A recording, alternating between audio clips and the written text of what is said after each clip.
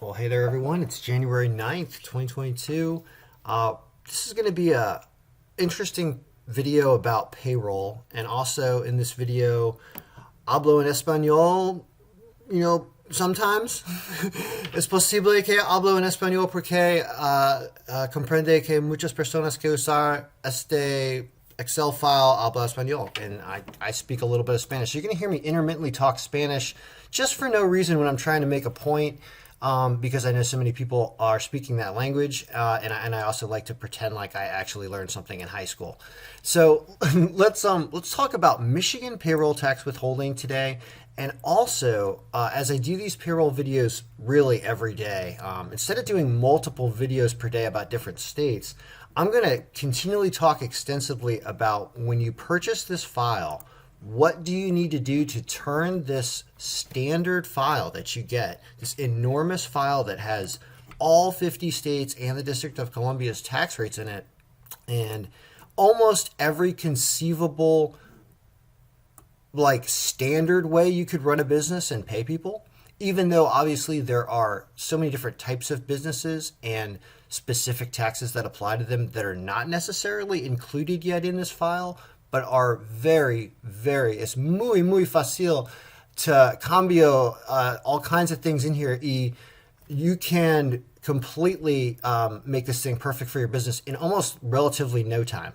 I've done this for every single type of business you can think of, from agricultural stuff to contractors building houses to restaurants with tips to everything. All right, so it's very easy to change. And I've made it even easier to change for you guys so that I don't have to do it. You can just buy the thing and turn it into a payroll file for your business. So what am I talking about? Like, for example, I have somebody who sent me a text message recently, like, hola, by the way, what's up? Somebody in Michigan. They need the payroll file, and they've been buying it from me for, I don't know, like 7 or 8 years or something, probably. And they always send me a check in the mail, and I wasn't home, and I didn't even realize the check showed up. I completely forgot. And I was like, oh my God, yeah, I got to send you your file. And I thought, well, this file is so cool that, what do we need to do to just turn this thing into the file that this person wants? Well, first of all, when you have a business, what is your payroll frequency? How often do you pay your people? This file is so smart, it's already set on semi-monthly, but it could be any one of these pay periods, and stuff's going to change. So just know that you choose that first. Okay, days after PPP, I got to change this title. This is a terrible title, which is how many days after end of pay period is your check date. Okay, so that just means, when the pay period ends, how many days after that pay period ending do you issue your check? And it's just a complicated way of saying, oh, when the pay period ends on Friday, we issue the check 7 days later, the next Friday or something. That's all you got to answer. Well, in this instance, when you're paying semi-monthly and you're kind of, paying on salary, or you're doing payroll right away, oftentimes you issue the paycheck on the last day of the pay period because that's just the way you do your payroll. I believe that's the case for this business. So I'm putting 0 here. That means that, because it's semi-monthly and the 15th and the last day of the month are the pay periods, you just put 115 right here, and everything else is going to do itself. How many pay periods are in a semi-monthly year? The answer is 24 because there's 2 per month. 2 times 12 is 24. It wants to be 24, so as long as you put 24, everything's fine. If you'd had this wrong because you hadn't changed it, you'll see that a number will show up here, and it says it thinks you're off by 28 pay periods. You've got to make sure this is right, otherwise it's going to withhold at the wrong amount. But you'll also see if this is wrong, it looks weird in other areas of the file. So you've basically set up this thing for a semi-monthly payer at 24 pay periods a year with these dates. Everything's kind of almost done. It's really cool. So what do you do now? How do you check this? Let's start talking about Michigan. So we're assuming just one state here, even though obviously all states are supported. Well, with Michigan, what I'm going to start doing is I'm going to start hiding everything that's not related to Michigan. That means that all these other states and all their information, which we don't have to talk about right now, I'll do in other videos. In otros videos por otros estados, but just in Michigan right now. We have this. We don't need this here because it's for Washington State. There's a lot of stuff for specific states. We have 10 employees right here. And I've already set this thing for Michigan. And now it won't do anything other than Michigan. It would have been all the other states back when we had all these states here. But now I'll only choose Michigan. Michigan is your state for everybody. So what are we seeing? We're seeing that in our first employee, and this employee here, right? Did he fill out did this person fill out a current year W-4? Yes or no? If they didn't, it's going to want to know those deductions from previous años, right? This is muy viejo, an employee who's been around for a really long time and is not filling out the new W-4. This is your old person who's been with you for 20 years, and they're like, just put 4 deductions on my thing here. Just put 2. I've been putting 2 since 1978. Just leave 2 on there. Those are the person who are not filling out the new W-4. Get them to fill out a new W-4. Let's grow up, everybody. Let's use the current rates. The IRS changed the rates. The only reason why they have that computational bridge, as they call it, to calculate your withholding based on an old W-4 from previous to 2020, the only reason they have that is because there are so many people that refuse to change and fill out a new W-4. I get it, but it's time. It's time. Current year, 2020 or later, or newer is really what it is. So you want them to fill it out, and then they get all these questions over here on the right about their new W-4 that you have to answer. Okay, that's what happens, and this thing goes black, and it means don't touch it. Right? It means you don't have to fill out anything about an old W-4 because it filled out a new one. All right. Well, that's the way I'd recommend to do it. Now let's talk about things that can go away that are not related to Michigan that we can hide. This is for Arizona. This is for Connecticut. This is for New York. Let's hide. You cannot delete. Do not delete. Do not do this one. You can only hide on these sheets. If you press el delito button, el file no trabajo. Bueno, it's no bueno. So no es delete, es hide. H-E-D-E. Okay, it's muy importante. Yes, you got to just hide and not delete. So in Michigan, apparently you don't need a state filing status either, but something pops up in red here. And there's the Michigan W-4 exemptions, right? So here you could actually just go and click this link and you would see a Michigan W-4 that you could furnish your employees and have them fill it out. You choose the exemption number here. Also, this is es rojo. When es rojo is you need to put something here. So it's asking you which local city or county they live in. Now, I actually do not know if it is mandatory that every single resident of Michigan is associated with a city or county and every single resident should have a city or county tax applied to them. I assume that is the case, but I do not know. If you leave this blank, it will leave it blank, but I don't know if blank is correcto. Right? So you got to choose a city because then things are gonna then work. Okay, and that's ciudad is going to bring the tax right here. See this? So there's a $19 tax in Flint, but if it was a different city, Hamtramck, well, it's the same rate, but same rate. A lot of them are 1%, huh? Port Huron, are they all really? I need to double. Yeah, looks like they might all be 1%. Wow, is that right? I guess. I mean. Yeah, I guess. It's a really complicated formula that does this, but that is what it's saying. So you choose the ciudad there, and once you do that, you're basically done.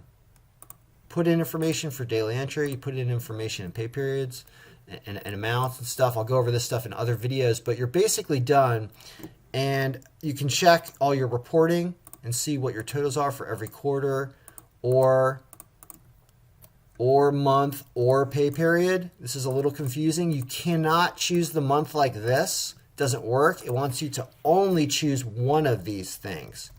Once it chooses just one of these 3 yellow cells, then it works right. So you can't choose the pay period here, but you can if you get rid of the month, like that. And generally, I mean, you're filing this thing and looking at it monthly or quarterly, so you're seeing this. Then you've got all this information over here. This brings me up to another topic that I want to talk about. And also we put Michigan over here. And some things I can already see are, this is the state report part right here. You don't need any of the stuff that's related to California, Oregon. Here, you actually can delete. You're not going to need these two either, but we'll just leave them for now. Now, you wouldn't delete this stuff if you're going to be working with this file and using otros estados or all kinds of different states. You'd want to leave this in here in case you'd need it. But if you're just using Michigan, you can get rid of them. So the other thing I want to talk about in this video, and I'll timestamp this for those who care. Notice you only have 10 employees. Well, I'm pretty sure that this person needs at least 20 or 25, and I'm going to give them 20 right now. I'll give them 25 actually. And I'll show you how to do that. Well, there are 3 different things that you have to do to increase employees. I would start right here.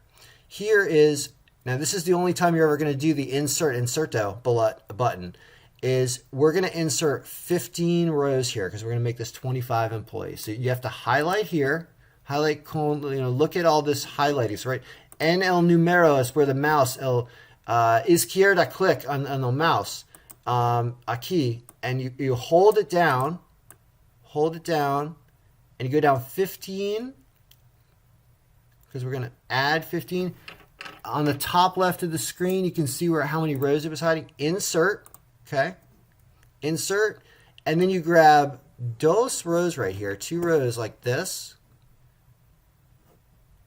and you pull it down with that plus sign where it's the black plus sign. You pull it down, you see this should work.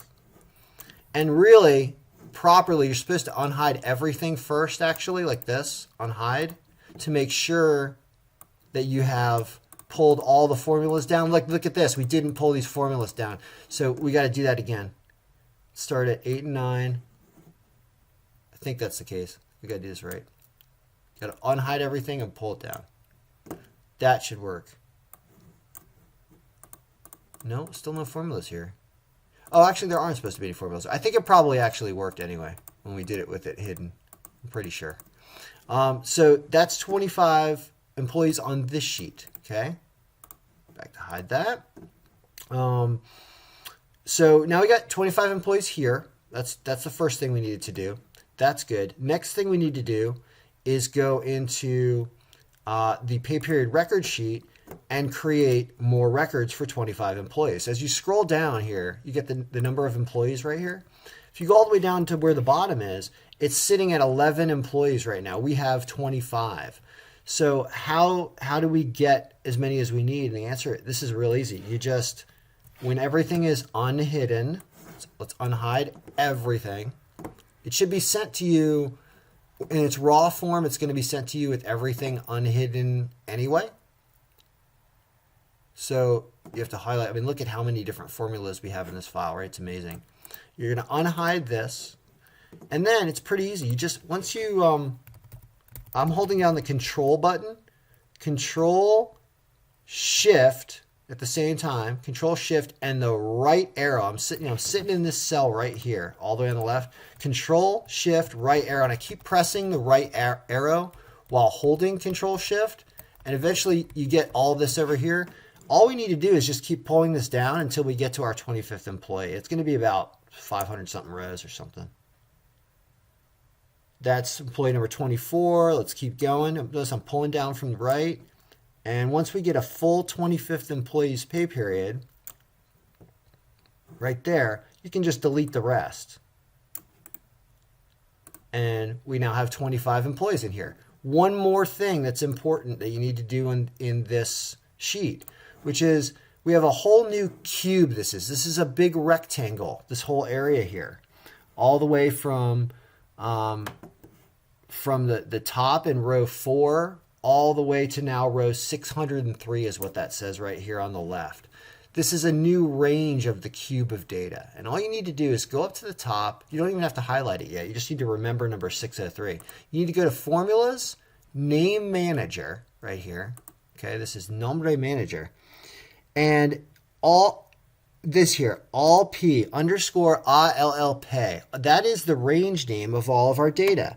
And instead of down here where it says 263, that was the old end of the data, it's now 603. And then you press this check mark sign and then close. And now if you look at what the all P range is, you'll see that it does go down to right here now, the full extent of the entire data set. And now you have added your employees and you're up to 25 employees in your data set now. Okay, that's basically the biggest part of doing this. And then you go back to your 941 report sheet and you're just going to do the same thing here, adding 15 rows. 15 right here. Insert, shift cells down, grab these two, pull them down, and voila, you are done. And you've now got full 25 employees everywhere. I can prove it to you by showing you, first, second, third, all the way down to 25th. And you'll see that their names will show up in the 941 report now, right there. See? So they're in there, and all their information's in there. And now you've created a payroll file for 25 or essentially as many employees as you need. You'll see that you could expand that thing down and expand this thing down to hundreds of employees, and this file will remain functional, and honestly, it'll work pretty fast and processed. So it's really fascinating how much you can do with this. So, all right, I think we're good. Everything looks good on your pay stub in Michigan. You don't need this stuff, this stuff, this stuff. Probably not AFLAC for this person. Employee workers' comp doesn't apply in Michigan. These are all things that you'll learn as you go state to state. But it's really cool how the city populates itself, the state tax, and you don't need this stuff down here, so you can delete this. And I will go through a really, really super extensive pay stub video in the future about everything you can do with the pay stub and customizing it for your own business, putting images on here, changing formatting. There's the PTO balance situation as well we can talk about. There's all kinds of things you can talk about on the pay stub. But basically, you're done. You refresh your pivot sheet, you've got all your information, you've got your reports, you've got your W-2. If you got 1099s, it goes here, and this thing is just good to go. So, I mean, I know that's kind of a long video, but man, if you're setting this file up for your business, that's not a long time to set up a payroll program for your business and to get that thing working. I mean, it's like an hour in one day, and you can get this thing rolling. Plus starting to enter in your employee information, which will take longer. But once it's in, it's good to go. So that is the update today for Sunday the 9th. This is Michigan. Enjoy the payroll file. Obviously, contact me or Yamame, and I will hook you up. It's a lifetime subscription right now, meaning you get access to this file and all the updates I do to it at any point throughout the year and subsequently in perpetuity as I build this thing out for everybody, because it's just going to become more powerful, cooler. I'll automate the W-2s so that they're in the IRS's upload format of the EF W-2 format, I believe. We're going to set that up in the future as I spend time to do that. There's just so many things that's going to make it even better and easier to use and easier to file. So, all right, payroll, guys. It should be easy, and we're making it so.